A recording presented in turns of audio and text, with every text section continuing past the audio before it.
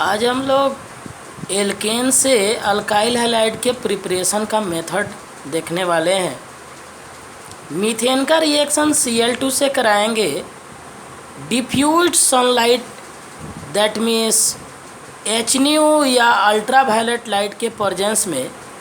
तो यहाँ पर स्टेप वाइज रिएक्शन देखा जाए तो एक एक हाइड्रोजन क्लोरीन के द्वारा सब्स्टिट्यूटेड होगा। इस रिएक्शन को हम लोग फ्री रेडिकल सब्स्टिट्यूशन रिएक्शन कहते हैं। इक्विमोलर मिक्सचर लेने पर यहाँ चारों हैलाइड प्रोडक्ट का मिक्सचर बनेगा, that means methyl chloride, methylene chloride, chloroform and carbon tetrachloride का मिक्सचर ऑब्टेंड होगा और HCl साइड प्रोडक्ट के रूप में आउट होगा। अब मीथेन का Cl2 के साथ अलग अलग कंडीशन पर अलग अलग रिएक्शन होता है। मीथेन जब एक्सेस लेंगे और इसका रिएक्शन Cl2 से कराएंगे in the presence of HNU, तो मिथाइल क्लोराइड बनेगा और HCl आउट होगा। अदर हैलाइड्स नहीं बनेंगे, मेजर प्रोडक्ट यहाँ मिथाइल क्लोराइड है। जब मीथेन का रिएक्शन Cl2 से कराएंगे और Cl2 एक्सेस लेंगे तो कार्बन टेट्राक्लोराइड ही मेन प्रोडक्ट के रूप में ऑब्टेंड होगा और HCl आउट होगा। अगला कंडीशन क्या है कि मीथेन को जब क्लोरीन से रिएक्शन कराते हैं ब्राइट सनलाइट के प्रेजेंस में, तो यहाँ कोक बन जाएगा और HCl आउट होगा। यह एक्सप्लोसिव रिएक्शन है, दैट मीन्स यह मीथेन को जला देगा। ब्राइट सनलाइट जो है मीथेन को जला देगा और उससे कोक बन जाएगा। अब नेक्स्ट रिएक्शन है हम लोग का इथेन से रिएक्शन कराएंगे अगर Cl2 का HNU के प्रेजेंस में, तो इससे इथाइल क्लोराइड बनेगा और HCl आउट होगा। ध्यान से देखें, ये इथेन में दोनों कार्बन जो है वो 1 डिग्री का कार्बन है। तो जब कार्बन सेम प्रकार के हैं तो हाइड्रोजन भी सेम प्रकार के होंगे, जिससे जो क्लोराइड बनेगा वो एक ही प्रकार का एक बार में बन पाएगा, अलग अलग क्लोराइड नहीं बनेंगे यहाँ। नेक्स्ट एग्जाम्पल हम लोग देख रहे हैं, प्रोपेन का रिएक्शन कराएंगे Cl2 के साथ। प्रोपेन का रिएक्शन Cl2 से कराने पर यहाँ दो प्रोडक्ट आइसोमेरिक प्रोडक्ट बनेगा। चूँकि यहाँ दो प्रकार के कार्बन हैं, 1 डिग्री कार्बन भी है और 2 डिग्री कार्बन है। जब कार्बन दो प्रकार के हैं तो हाइड्रोजन भी दो प्रकार के होंगे। 2 डिग्री हाइड्रोजन के निकलने का रेट फास्ट होता है, जिससे 2 degree free radical more stable obtained होता है देन दैट ऑफ 1 डिग्री। इसीलिए 2 डिग्री का जो क्लोराइड बनेगा वह मेजर होगा और 1 डिग्री का क्लोराइड माइनर होगा। दैट मीन्स यहाँ ध्यान देने की बात है कि यहाँ दो आइसोमेरिक क्लोराइड बनेंगे, 1 डिग्री वाला भी और 2 डिग्री वाला भी। अब हम लोग को देखना है कि इसका रीजन अगर कोई पूछ रहा है कि ऐसा क्यों हो रहा है कि 2 डिग्री मेजर प्रोडक्ट है, तो बस स्टेबिलिटी ऑफ फ्री रेडिकल ही इसका रीजन होगा। 2 डिग्री फ्री रेडिकल 1 डिग्री से अधिक स्टेबल होता है। हम लोग दोनों फ्री रेडिकल बनाएंगे, एक नॉर्मल प्रोपाइल फ्री रेडिकल और दूसरा iso propyl free radical. Iso propyl free radical जो है 2 डिग्री है और नॉर्मल प्रोपाइल 1 डिग्री है।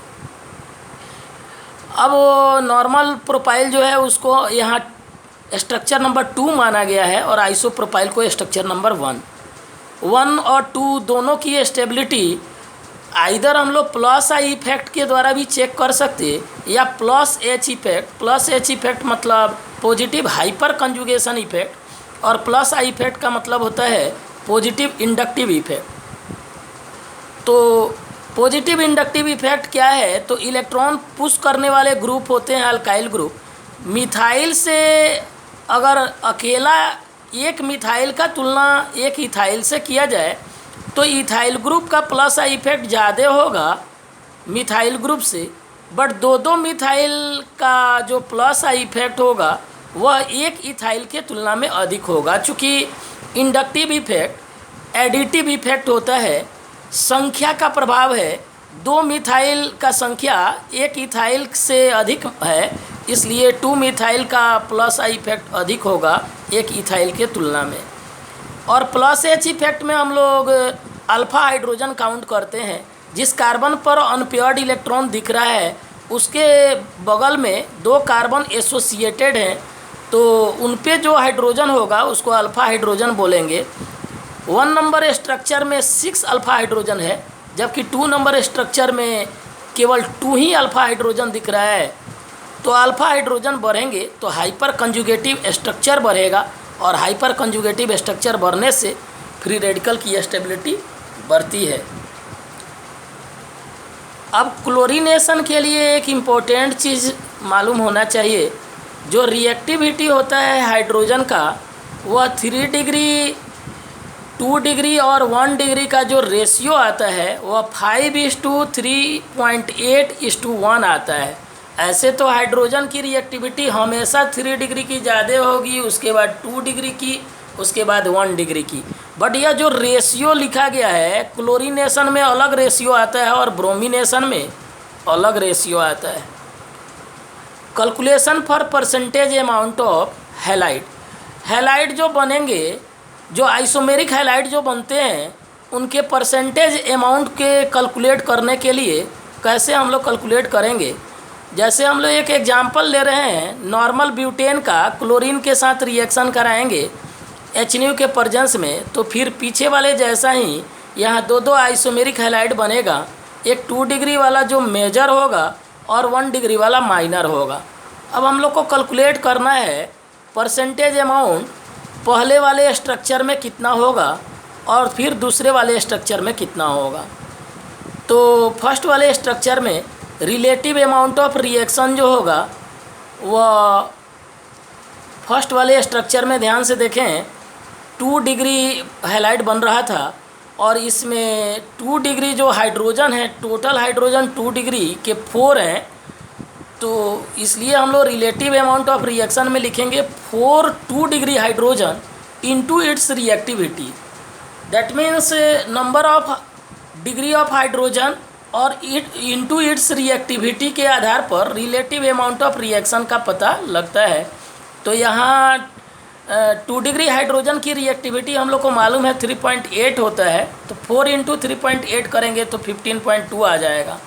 अब नाउ सेकेंड स्ट्रक्चर में रिलेटिव अमाउंट ऑफ रिएक्शन जो होगा, वह सेकेंड वाला जो स्ट्रक्चर है वह 1 डिग्री हैलाइड है, और 1 डिग्री हैलाइड बनने से पहले 1 डिग्री हाइड्रोजन 6 थे।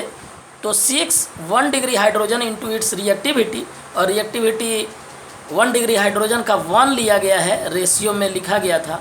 तो 6 × 1 = 6 हो जाएगा। टोटल अमाउंट दोनों को ऐड कर देंगे तो यह आ जाएगा 21.2।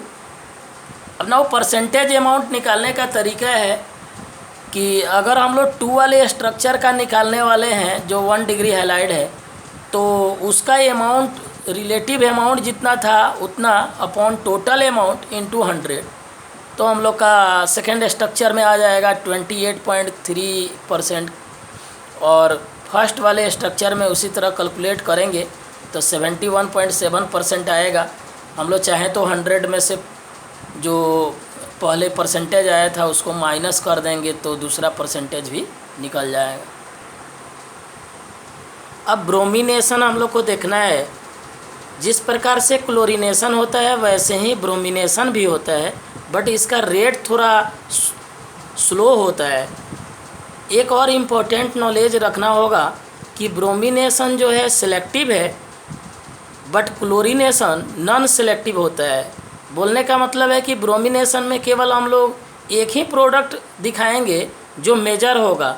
यहाँ माइनर प्रोडक्ट बहुत ट्रेस क्वांटिटी में बनता है, इसलिए माइनर दिखाने की आवश्यकता नहीं होती। बट क्लोरीनेशन में हम लोग दोनों दिखा रहे थे, मेजर और माइनर दोनों।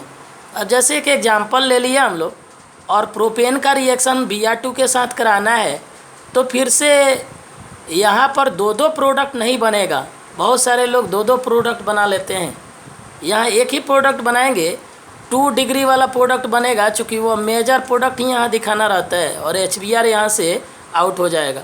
फिर से ब्रोमिनेशन के लिए रिएक्टिविटी जो होगा हाइड्रोजन का, 3 डिग्री हाइड्रोजन तो ज़्यादा होगा ही 2 डिग्री से, उसके बाद 1 डिग्री सबसे ज़्यादा 3 डिग्री का है और सबसे कम 1 डिग्री का। बट रेशियो जो आएगा वो अलग होगा, 1600:81:1। फ्लोरीनेशन जो है वो सबसे एक्सप्लोसिव नेचर का होता है, चूँकि फ्लोरीन सबसे ज़्यादा रिएक्टिव है। रिएक्टिविटी हैलोजन में फ्लोरीन की सबसे अधिक, उसके बाद क्लोरीन की, उसके बाद ब्रोमीन, और सबसे लिस्ट रिएक्टिव आयोडीन होता है। यही कारण है कि फ्लोरीनेशन और आयोडीनेशन अच्छा नहीं माना जाता, इनकन्वेनियंट है। क्लोरीनेशन और ब्रोमिनेशन ही आसानी से पॉसिबल हो पाता है। मीथेन का रिएक्शन फ्लोरीन से डायरेक्टली कराना पॉसिबल नहीं है, चूँकि यह एक्सप्लोसिव नेचर का रिएक्शन है। फिर से मीथेन जल के कोक दे देगा और यहाँ से HF आउट हो जाएगा।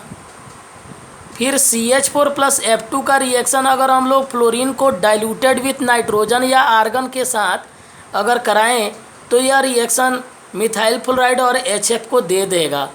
बोलने का मतलब है कि फ्लोरीन की रिएक्टिविटी नाइट्रोजन और आर्गन के साथ डाइल्यूटेड कराने पर कम हो जाती है। आयोडीनेशन, ध्यान से देखें, आयोडीनेशन एक रिवर्सिबल रिएक्शन है। चूँकि CH4 प्लस I2 करेंगे तो CH3I प्लस HI बनेगा। HI स्ट्रॉन्ग रिड्यूसिंग एजेंट होता है, फिर से मिथाइल आयोडाइड को बैक साइड शिफ्ट करके मीथेन दे देगा। यह रिएक्शन तभी पॉसिबल होगा जब स्ट्रॉन्ग ऑक्सीडाइजिंग एजेंट के प्रेजेंस में रिएक्शन कराया जाए, as like HNO3, HiO3, HgO, etc। HI conc HNO3 से रिएक्ट करेगा तो कॉन्क HNO3 एक अच्छा ऑक्सीडाइजिंग एजेंट है। HI को ऑक्सीडाइज करके I2 में कन्वर्ट कर देगा तो और NO2 वाटर साथ साथ रिलीज होगा। यहाँ मेन HI को हटाना रिएक्शन से काम होता है और HI को यह ऑक्सीडाइज कर देगा तो I2 से बार बार मीथेन रिएक्ट करके मिथाइल आयोडाइड देता रहेगा। आयोडीन का रिएक्शन भी इनकन्वेनियंट है, चूँकि इसकी रिएक्टिविटी कम होती है और साथ साथ यह रिवर्सिबल रिएक्शन भी है।